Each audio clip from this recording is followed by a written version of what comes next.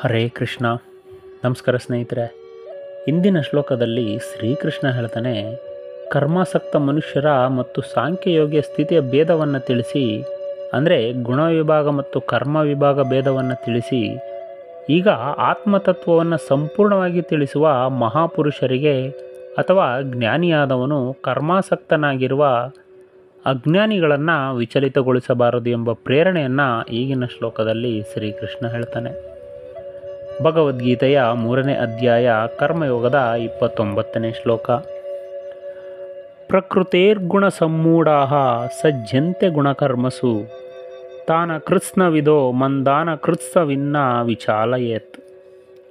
ಈ ಶ್ಲೋಕದ ಅರ್ಥ, ಪ್ರಕೃತಿಯ ಗುಣಗಳಿಂದ ಅತ್ಯಂತ ಮೋಹಿತರಾದ ಮನುಷ್ಯರು ಗುಣಗಳಲ್ಲಿ ಮತ್ತು ಕರ್ಮಗಳಲ್ಲಿ ಆಸಕ್ತರಾಗಿರ್ತಾರೆ.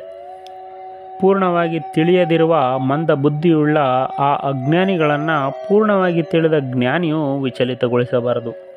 ಈ ಶ್ಲೋಕದ ಭಾವಾರ್ಥ ಅಂದರೆ, ಪ್ರಕೃತಿಯ ಅಂಗಾಂಗಗಳಾದ ಇಂದ್ರಿಯಗಳಲ್ಲೇ ಮೈಮರೆತವರು ಇಂದ್ರಿಯಾದಿಗಳ ಕ್ರಿಯೆಯಲ್ಲೇ ಅಂಟಿಕೊಂಡಿರ್ತಾರೆ. ಆ ಸಂಪೂರ್ಣ ಜ್ಞಾನ ಇಲ್ಲದ ಜನರನ್ನು ಸಂಪೂರ್ಣ ಅರಿತ ಜ್ಞಾನಿಯಾದವರು ಗೊಂದಲಗೆಡಿಸಬಾರದು. ಪ್ರಕೃತಿಯ ಗುಣಭೂತವಾಗಿರುವ ಇಂದ್ರಿಯ ಸುಖದಲ್ಲಿ ಮುಳುಗಿರುವವರು ಮೂಲ ಪ್ರಕೃತಿಯ ತ್ರಿಗುಣ ಮೋಹಕ್ಕೆ ಒಳಗಾಗಿ ಸತ್ಯವನ್ನು ಅರಿಯದೆ ಮೋಹದಲ್ಲಿರುವವರು, ತಾನು ಭಗವಂತನ ಪ್ರಜ್ಞೆಯಲ್ಲಿ ಎಚ್ಚರ ಇಲ್ಲದೆ ಇರುವವರನ್ನು ಇಲ್ಲಿ ಶ್ರೀಕೃಷ್ಣ ಪ್ರಕೃತೇರ್ಗುಣ ಸಮ್ಮೂಢಾಹ ಅಂತ ಕರೆದಿದ್ದಾನೆ. ಇಂಥವರು ಭಗವಂತನ ಗುಣಕರ್ಮವನ್ನು ತಮ್ಮದೇ ಎಂದು ಭ್ರಮಿಸಿಕೊಂಡು ನಾನೇ ಎಲ್ಲ, ನನ್ನಿಂದಲೇ ಎಲ್ಲ ಎಂದು ಬದುಕ್ತಾ ಇರ್ತಾರೆ. ಇಂಥವರಿಗೆ ಸಂಪೂರ್ಣ ಸತ್ಯವನ್ನು ಅರಿಯುವ ಯೋಗ್ಯತೆ ಇರೋದಿಲ್ಲ. ಅಂಥವರನ್ನು ಸಂಪೂರ್ಣ ಜ್ಞಾನಿಯಾದವನು ಅವರನ್ನು ಗೊಂದಲಪಡಿಸಬಾರದು. ಅವರಲ್ಲಿ ಸತ್ಯವನ್ನು ತಿಳಿಯುವ ಯೋಗ್ಯತೆ ಇದ್ದರೆ ಅವರು ಆ ಸ್ಥಿತಿಯಿಂದ ಆಚೆಗೆ ಬರ್ತಾರೆ. ಇಲ್ಲದ ಯೋಗ್ಯತೆಯನ್ನು ಅವರಲ್ಲಿ ಯಾರೂ ತುಂಬಿಸಲಾರರು. ಇದ್ದ ಯೋಗ್ಯತೆಯನ್ನು ಯಾರೂ ಕಸಿದುಕೊಳ್ಳಲಾರರು. ಅಂದರೆ ಯಾರು ಗುಣ ಮತ್ತು ಕರ್ಮಗಳನ್ನು ವಿಭಜನೆ ಮಾಡಲಾರರೋ ಅವರು ಅದರಿಂದ ಬರುವ ಫಲಾಫಲಗಳಿಗೆ ವಶರಾಗಿರ್ತಾರೆ. ಏನಾದರೂ ಒಳ್ಳೆಯದಾದರೆ ಸಂತೋಷ ಪಡ್ತಾರೆ, ಮೆರೆದಾಡ್ತಾರೆ. ಕೆಟ್ಟದ್ದಾದರೆ ಕೂಗಾಡ್ತಾರೆ, ಕೊರಗ್ತಾರೆ. ಗುಣದೊಂದಿಗೆ ಅಹಂಕಾರ ಭಾವವನ್ನು ಪಡೆದವನ ಸ್ಥಿತಿ ಇದು. ಆದರೆ ಜ್ಞಾನಿ ಅದನ್ನು ನೋಡಿದಾಗ ಹಂಗಿಸಬಾರದು.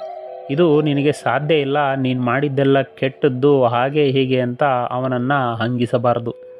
ಹಾಗೆ ಮಾಡಿದರೆ ಅವನು ಕೆಲಸ ಮಾಡೋದನ್ನೇ ಬಿಡ್ತಾನೆ. ಕೆಲಸ ಮಾಡು ಮತ್ತು ಚೆನ್ನಾಗಿ ಮಾಡು ಎಂದು ಅವನನ್ನು ಸರಿಯಾದ ದಾರಿಗೆ ತಿರುಗಿಸಬೇಕೇ ಹೊರತು ಹಿಂತಿರುಗಿ ಹೋಗುವಂತೆ ಮಾಡಬಾರ್ದು. ಆದರೆ ಈಗಿನ ಜನ ಬೇರೆ ಥರ ಬಿಡಿ.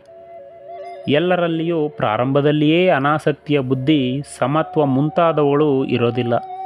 ಇದೆಲ್ಲ ಕರ್ಮ ಗಿಡ ಬೆಳೆದುಕೊಂಡು ಹೋದ ಮೇಲೆ ಅದರಲ್ಲಿ ಬಿಡುವ ಬಳ್ಳಿಯ ಹೂಗಳು ಮತ್ತು ಹಣ್ಣುಗಳು ಹೇಗೋ ಹಾಗೆ ಜ್ಞಾನಿಯಾದವನು ಅಜ್ಞಾನಿಗೆ ಬೆಳೆಯುವುದಕ್ಕೆ ಸಾಕಷ್ಟು ಕಾಲ ಕೊಟ್ಟು ಕ್ರಮೇಣ ಅವನನ್ನು ತಿದ್ದಬೇಕು. ಜೀವಿ ಆಸಕ್ತಿಯಿಂದ ಅನಾಸಕ್ತಿ ಕಡೆ ಪ್ರಯಾಣ ಮಾಡ್ತಾ ಇರ್ತಾನೆ. ಮಧ್ಯೆ ಎಲ್ಲೂ ನಿಲ್ಲದೇ ಇದ್ದರೆ ಅನಾಸಕ್ತಿಯ ಗುರಿಯನ್ನು ಎಲ್ಲರೂ ಒಂದಲ್ಲ ಒಂದು ಸಮಯದಲ್ಲಿ ಸೇರ್ತಾರೆ.